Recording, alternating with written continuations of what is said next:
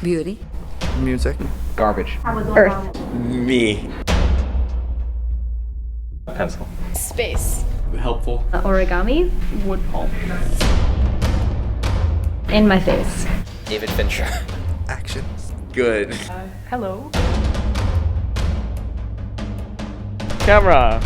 Studies. Rollings.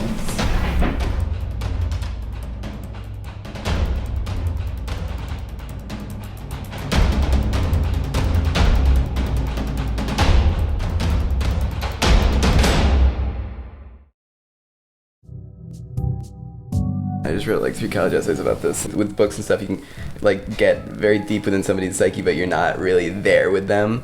Like, you know, with theater, you can't really do that, and that's what I like about film. I think, you know, combining the visuals with the with sound like is really immersive. I know that sometimes when I'm watching a movie, I'm just very surprised by the choice of music. And I like when I'm surprised because I think there are certain cliche paths that people go with scoring films. You know, it's good when people deviate from that and try to do something a bit different.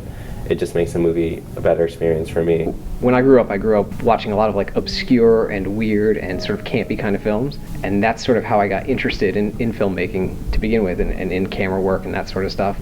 When we were kids, one of the things that we watched all the time were like Arnold Schwarzenegger movies. By the end of high school, we could quote like every single movie of his.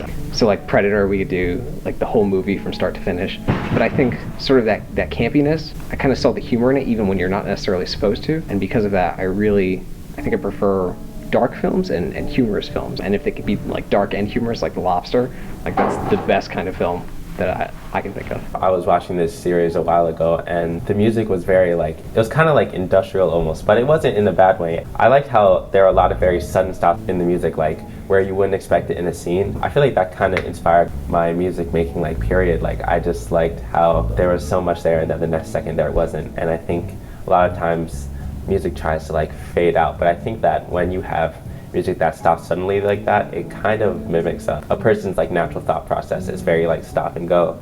So I like having that concept in my music, if that makes sense. Like there are certain things that I'll hear in music in films or in like series that inspire me, and that's like one of those things.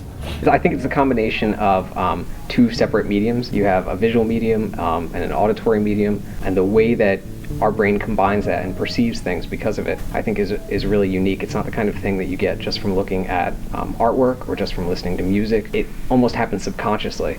Sometimes we can hear things in a film and we don't necessarily know that we're hearing it, and that evokes some sort of emotional response from us.